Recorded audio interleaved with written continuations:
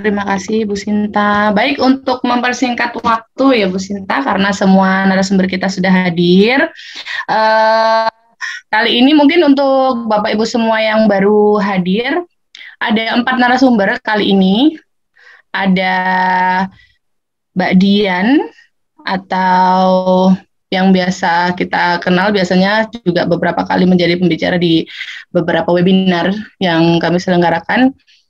Kemudian ada Asila, lalu ada Afina, dan juga ada Haidar. Lah, kesemuanya ini adalah para remaja yang nanti akan berbagi pengalamannya bersama kita selama menggunakan teknologi pendengaran. Ada yang berbagi pengalaman saat di dunia kerja, ada yang berbagi pengalaman di kampus, ada yang berbagi pengalaman saat AFS. Nah, ini yang AFS nih yang saya juga penasaran banget bagaimana pengalamannya. Kemudian ada juga yang bercerita, berbagi kisahnya ketika berjuang menghafalkan 30 juz. Nah, sebelumnya Bu Sinta, mungkin saya boleh nanya dulu nih, ini ceritanya gimana sih anak-anak ini atau remaja-remaja ini ya, yang dulu anak-anak sekarang udah pada remaja nih. Nah, mungkin awal kali gabung atau mungkin perjalanannya dulu. Nah, ini gimana nih awalnya Bu Sinta? Mungkin dari Dian dulu ya. Ya, kalau Dian itu mulai mengenal auditory verbal terapi dengan benar gitu ya, benar-benar belajar itu di usianya dia yang 3 tahun. Jadi dia menggunakan implan di usia 3 tahun lebih sedikit. Kemudian dia belajar. Saat itu memang resource nggak seperti sekarang ya, Bu Eli. Jadi pengetahuan atau ya ilmu tentang MVT tidak terlalu banyak ada gitu, tapi ya dengan mencoba terus, intinya sih dilatih terus, stimulasi terus, akhirnya alhamdulillah juga ada kemajuan, meskipun jika dibandingkan dengan teman-teman yang sekarang, adik-adiknya yang sekarang yang dimana teknologinya sudah bagus, ini saya yakin mereka akan maju lebih bagus lagi, lebih berkembang lebih bagus lagi, dan lebih oke semuanya. Yang jelas memang konsisten melatih ya. Kalau Dian dulu saya ngerasa banget itu konsisten dari kita melatih, stimulasi sehari-hari itu yang memegang peranan gitu kayaknya Bu Eli. Siap, iya. Kalau boleh tahu dulu tahun berapa Bu Sinta memakai alat bantu? Pakai alat bantu dengar ABD itu tahun berapa ya? Tahun 97 mungkin ya, sekitar 97-an. Betul banget. Berarti memang benar resource-nya jauh banget untuk yang zaman sekarang ya Bu Sinta ya, tapi dengan konsistensi insya Allah. Nah, kita panggil Mbak Dian kayaknya nih, biar lebih rame lagi untuk berkisah tentang pengalamannya yang sekarang sudah di dunia kerja.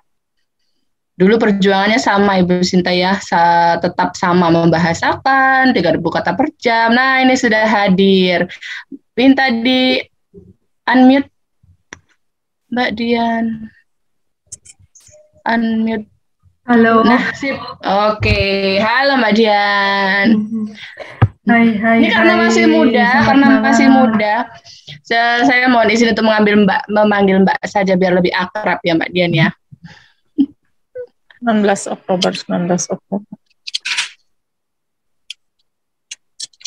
Sudah terdengar suara saya Mbak Dian? Ini bisa langsung dimulai berarti ya?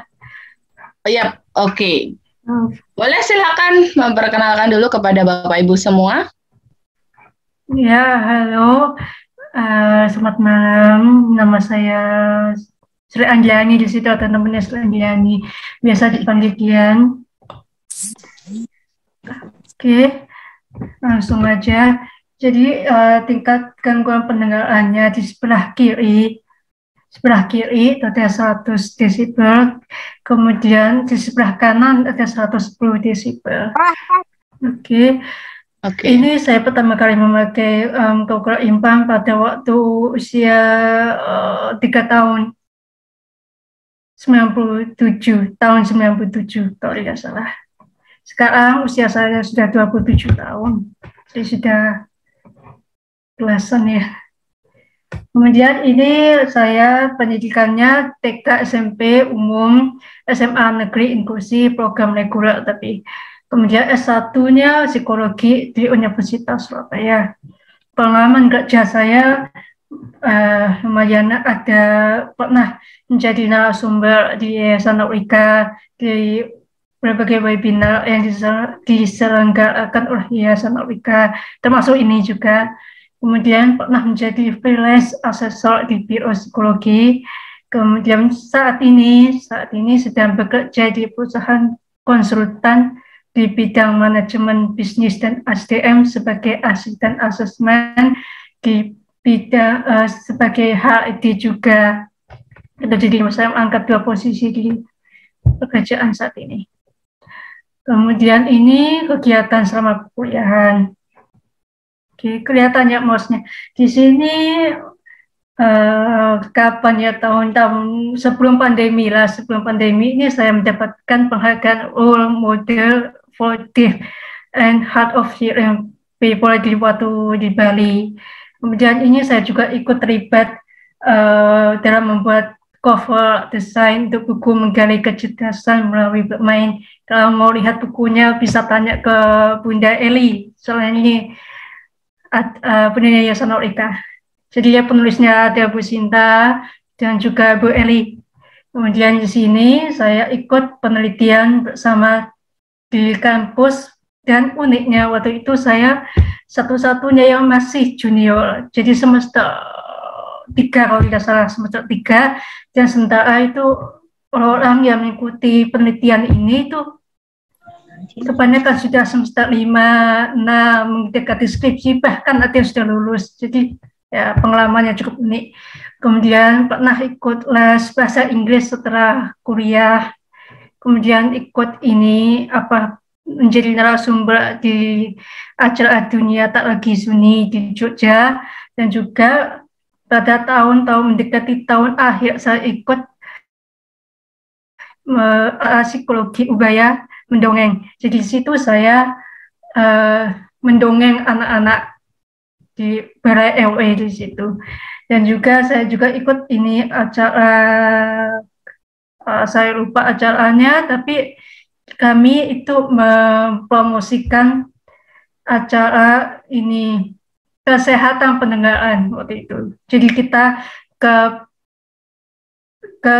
Taman Pungkul di situ untuk jalan-jalan sambil mungkin mengedukasi, sambil ngomong-ngomong dengan masyarakat yang ada di sana. Kemudian ini kegiatan di pekerjaan saat ini. Jadi pekerjaan saya adalah tunggu sebentar, kenapa? Oke, pekerjaan saya itu di bidang tadi asisten asesmen dan juga bagian HD. Jadi tapi fokus utamanya di bagian asisten asesmen. Di sini, jadi pekerjaan saya yang pertama di sini ada ketika saya seleksi, pakai yang di bawah ini pakai baju APD. Jadi ini masa pandemi waktu itu, dan juga di rumah sakit. Jadi pada pandemi yang benar-benar kasusnya mungkin cukup lumayan, tapi juga di rumah sakit. Dan ini was-was banget waktu itu. Ketika saya harus memakai seragam APD ini yang lengkap dari bajunya yang warna ungu itu, sarung tangannya, maskernya mungkin tidak kelihatan, maskernya yang masker benar-benar masker medis, dan juga ini kacamata yang ada screen-nya itu. Ini benar-benar menantang saya waktu itu, karena saya sudah pakai alat dengar ya, kemudian ditutup pakai ini jilbab, kemudian ditutup juga ini cover kepala yang medis itu, kemudian ditutup dengan masker medis begini. Jadi ketika ada orang ngomong itu kadang-kadang suaranya tidak terdengar jelas gitu. Tapi awalnya memang agak susah gitu ya, karena tidak terbiasa, jadi tidak terbiasa gitu. Apalagi sejak kecil sering dibimbing, diajarkan untuk mendengar di tempat yang tidak optimal lah. Jadi mendengar di tempat yang ramai, mendengar di tempat-tempat yang tidak sepi, di tempat-tempat yang tidak optimal lah intinya. Jadinya mulai sudah terbiasa setidaknya waktu itu. Sehingga ketika terjun pertama kali memakai APD, masker dan segala macamnya, itu masih bisa lah untuk mendengar orang yang bertanya, melakukan pendampingan, asesmen dan segala macamnya. Kemudian ini juga yang di sini yang ada Zoom-nya ini itu saya mendampingi psikolog melakukan wawancara. Jadi ini saya tutup karena sudah rahasia ya. Kemudian ini webinarnya dari narasumber dari Yayasan Oika tadi ini. Kemudian ini acara ketika saya diundang untuk mengikuti acara kunjungan kerja oleh pemerintah waktu itu. Kemudian ini yang paling menantang saya waktu itu karena saya pertama kali diterima kerja, kemudian langsung diminta untuk ke Makassar.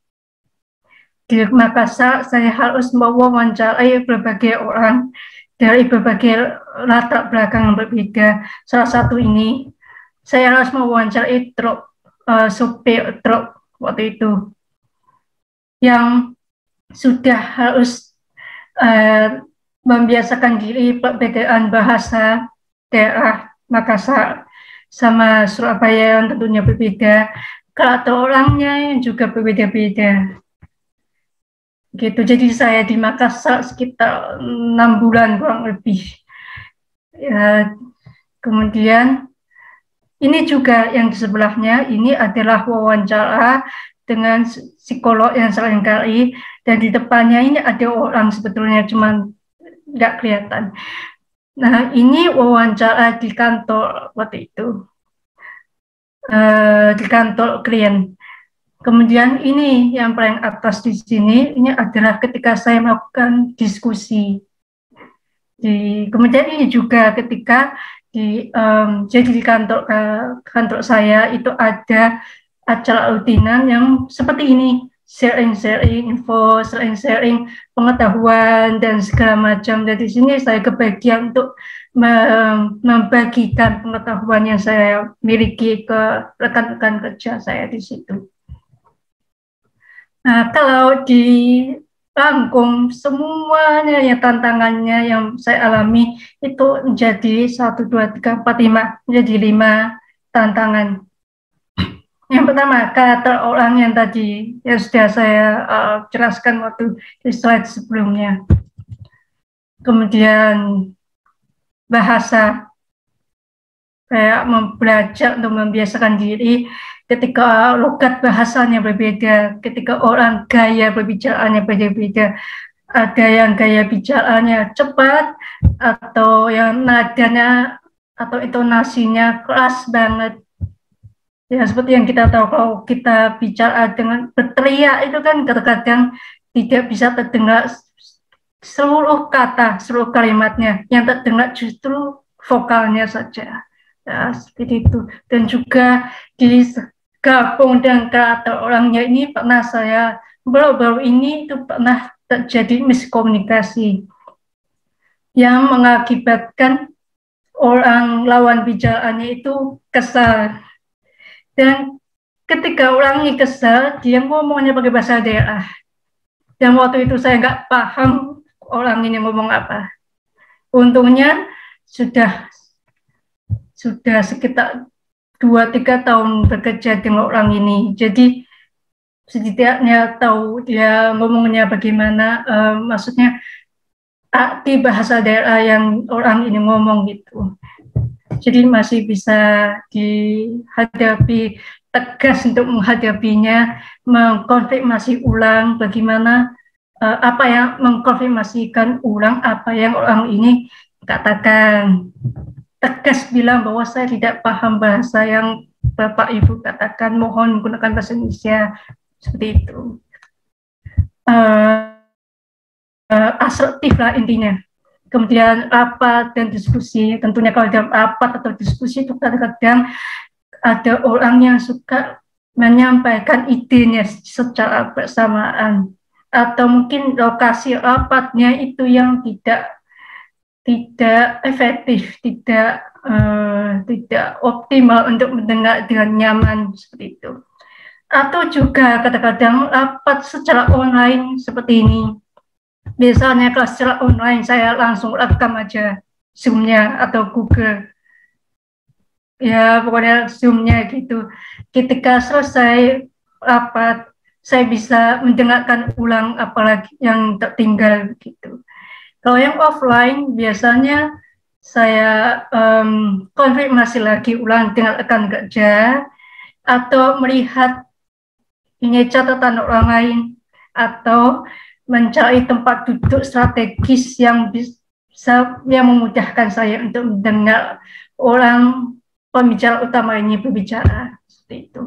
Kemudian lingkungan sekitar sudah pasti ini nggak bisa kita kontrol. Lingkungan sekitar misalnya ketika ada mobil lewat itu kan berisik. Ketika ini seperti kantor saya saat ini itu di luar kantor itu ada banyak sekali anak kecil bermain kalau di sore-sore hari. Dan di situ mereka kalau bermain pasti berisiknya sangat-sangat berisik. Dan itu bisa mengganggu, membuat saya itu harus meningkatkan konsentrasi saya ketika mendengarkan berbicara atau ketika rapat dan segala macamnya. Untungnya dulu sudah pernah dilatih untuk mendengar di tempat yang bising, di tempat-tempat yang ramai, di tempat-tempat seperti telepon dan segala macamnya gitu. Kemudian yang terakhir, protokol kesehatan umumnya pakai masker tadi, seperti yang sudah saya jelaskan di slide sebelumnya. Intinya ini tantangannya yang paling sering saya alami. Tapi kalau mau disimpulkan, solusinya bagaimana? Ya dibiasakan, mau nggak mau harus dibiasakan untuk ditempatkan di situasi seperti itu. Kemudian terus-menerus belajar mendengar berbicara. Jangan sampai saya berhenti belajar. Karena saya pernah mengalami ketika saya benar-benar malas untuk belajar, mendengar ataupun berbicara. Akibatnya waktu itu saya malasnya sampai beberapa bulan kalau nggak salah. Akibatnya kalau ngomong kadang-kadang lidahnya itu jadi tidak bisa diatur dengan mudah. Jadinya ketika ngomong orang lain bilang kamu ngomong apa ya? Kok nggak jelas gitu. Atau saya menjadi susah untuk mendengar orang yang ngomong. Sejak itu saya kapok, nggak belajar lagi. Saya harus belajar terus-menerus, pokoknya jangan berhenti belajar. Jadi kadang-kadang saya suka nonton film misalnya, atau nonton YouTube lah. Itu benar-benar didengar. Jadi tidak hanya melihat actionnya, melihat adegannya, melihat visualnya saja, tapi benar-benar didengar juga. Begitu. Sudah itu aja Bu Eli. Mungkin kalau ada yang bertanya bisa di chat mungkin. Atau mungkin mau nambah silakan. Terima kasih. Terima kasih banyak Mbak Dian sharingnya. Wah, luar biasa. Ini semoga memberikan insight juga untuk Bapak Ibu semua yang sekarang putra-putrinya juga masih berproses dalam belajar mendengar dan berbahasa. Berarti kuncinya adalah dilatih dalam kondisi itu ya Mbak Dian. Jadi terbiasa untuk mendengar di tengah kebisingan, terbiasa dengan berbagai karakter orang, kemudian dengan berbagai situasi. Wah, luar biasa Bu Sinta sharingnya dari Mbak Dian hari ini. Ini alhamdulillah Ashila sudah bergabung Bu Sinta. Cuman masih ada pertanyaan yang di kolom chat, gimana nih? Kita jawab dulu, boleh? Saya bacakan ya Mbak Dian ya. Oh ya, ya. Dari Mama Devina, Mbak Dian. Assalamualaikum, mohon izin bertanya, Mbak Dian sampai usia berapa ditemani orang tua kemana-mana termasuk keluar kota? Silakan Mbak Dian. Saya kurang ingat ya, karena semenjak saya masuk SD umum itu SD alam, dan di situ sudah terbiasa untuk kegiatan di sekolah. Sejak SD kelas 1 di sekolah selama 2 hari semalam. Jadi kegiatannya di sekolah selama 2 hari semalam dan tidak didampingi oleh orang tua gitu sejak SD gitu. Kemudian SD kelas 4 bertambah lagi jadi 3 hari 2 malam. Kemudian masuk SMP umum mulai di ini acaranya sampai keluar kota. Saya lupa Joban untuk atau apa gitu. Itu selama 3 hari 2 malam. Jadi benar-benar tidak didampingi oleh orang tua waktu itu. Mungkin Bu Sinta mau nambah, saya nggak terlalu hafal. Kayaknya pas kecil pernah deh ya Bu ya dilepas ke luar negeri sendiri, seingat saya. Iya, jadi Dian itu sejak kecil, sejak mapping itu saya kelas 1 saya temenin, kelas 2 temenin kalau mapping ya. Tapi begitu kelas 3, kelas 4 saya coba dia masuk sendiri, menginformasikan sendiri ke audiologisnya apa yang dia rasakan, supaya dia advokat ya maksud saya, jadi dia nggak tergantung sama saya. Terus kelas 6 SD, 6 SD kalau nggak salah. Jadi di sekolahnya memang sekolah alam yang sering pergi keluar kota dengan teman-temannya, jadi saya memang nggak ikut acara sekolah. Tapi kelas 6 SD saya lupa ya, kelas 6 SD kebetulan ada saudara, ada kakaknya Pak Omo yang dia tinggal di luar negeri. Nah, dia kepengen main, tapi saya nggak bisa ikut. Akhirnya dia berangkat sendiri ke luar negeri dengan izin-izin khusus ya, karena usianya masih di bawah umur. Saya harus membuat beberapa surat, kemudian saya titipkan dia ke pramugari, jadi saya masuk sampai benar-benar di dekat loket check-in itu, dia sudah ditunggu oleh pramugari di situ, kemudian dia masuk ke pesawat, dan nanti keluar dari pesawat, dia keluar dari bandara itu sudah ada yang jemput gitu, jadi si pramugari ini melepas ke saudara yang memang akan menjemput Dian gitu. Jadi Dian sejak kecil sudah sering ke mana-mana sendirian gitu, dan memang kondisi di keluarga, kadang-kadang saya harus kerja, kadang-kadang sehingga tidak bisa mengantar, dan juga dia cucu yang ada di Indonesia waktu itu satu-satunya, jadi dia sering dibawa pergi sama bude-bude dan tante-tantenya tanpa saya, gitu Bu Eli. Saya juga ingat soal audiologis yang mulai ngomong sendiri dengan audiologisnya segala macam. Ini adalah cerita yang lucu, baru ingat. Waktu saya dan ngobrol-ngobrol ya sama mama dan bapak waktu itu, saya bilang kalau waktu S1, waktu kuliah semester berapa itu saya pernah pergi gitu ya, mapping sendirian, jadi pesan buat appointment dan segala macamnya. Begitu pulang bilang, Ma aku sudah mapping, mama langsung kaget karena memang nggak tahu berapa mapping pada hari itu. Iya, baru iya. ingat gitu ya. Jadi kebetulan mappingnya zaman dahulu ya, jadi yang mapping kan memang orang-orang dari luar negeri waktu itu ya, jadi yang datang ke Indonesia, jadi dia berbahasa Inggris dengan patah-patah, dengan pronunciation yang mungkin nggak bagus, dengan grammar yang nggak bagus, tapi itu memang sudah dibiasakan ngobrol dengan audiologisnya waktu dia sejak kelas 4 SD, Bu Eli. Wah, luar biasa. Jadi intinya dilatih sedini mungkin dengan berbagai situasi sehingga segala tantangan dipersiapkan. Jadi ketika menghadapi dunia kerja yang tantangannya seperti tadi, Dian kayak flashback, oh aku udah dilatih ini sehingga seperti itu ya, Dian ya. Lalu ini ada satu pertanyaan. Setelah ini kita ke Asila, namun boleh Dian menjawab satu pertanyaan lagi dari Mama Takian. Jadi Assalamualaikum Mbak Dian, mau bertanya itu pakai headsetnya apakah ada headset khusus atau umum seperti yang lainnya? Ada kesusahan nggak Mbak untuk masuk ke PTN? Terima kasih Bu. Headsetnya ya, ini headset umum sebetulnya. Mereknya ini Tapi sebetulnya orang itu bisa pakai yang lain. Teman saya yang pakai alat bantu dengar seperti saya itu pakai mereknya yang lain. Tapi dia itu noise cancelling kalau tidak salah. Kalau ini enggak. Yang terpenting karena buat saya yang terpenting earnya dia itu besar sehingga ini kan saya pakai alatnya di atas di sini ya. Saya pakai di sini.